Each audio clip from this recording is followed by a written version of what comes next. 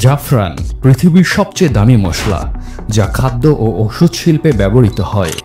বাংলাদেশে 1 কেজি জাফরানের দাম সাধারণত 4 থেকে 5 লাখ টাকা। ভারতে, বিশেষ করে কাশ্মীরে এর দাম কিন্তু খুবই কম। সেখানে 1 কেজি জাফরানের মূল্য 80,000 থেকে 2 লক্ষ রুপির মতো হতে পারে, যা বাংলাদেশের টাকায় 1,13,000 টাকা থেকে 2,83,000 টাকার মতো প্রতি কেজি। বিশ্ববাজারে প্রতি গ্রাম জাফরান প্রায় $5 বিক্রি হয়। তবে জাফরানের দাম তার উৎপত্তি স্থল, গুণমান ও প্রাপ্যতার উপর নির্ভর করে পরিবর্তিত হতে পারে। বাংলাদেশে জাফরানের সরবরাহ সীমিত, তাই এর দাম তুলনামূলকভাবে বেশি।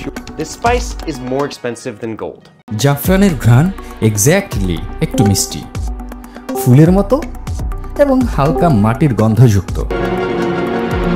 এটি সাধারণত একটু টক, ভারী ও মিষ্টির সংমিশ্রণ হয়ে থাকে।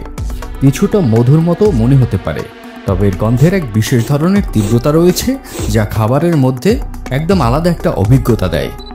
যখন রান্নায় ব্যবহার করা হয় একে, তখন এটি খাবারের মধ্যে একটি বিশেষ মিষ্টি এবং ভারী স্বাদ তৈরি করে, যা খাবারকে খুবই আকর্ষণীয় করে তোলে।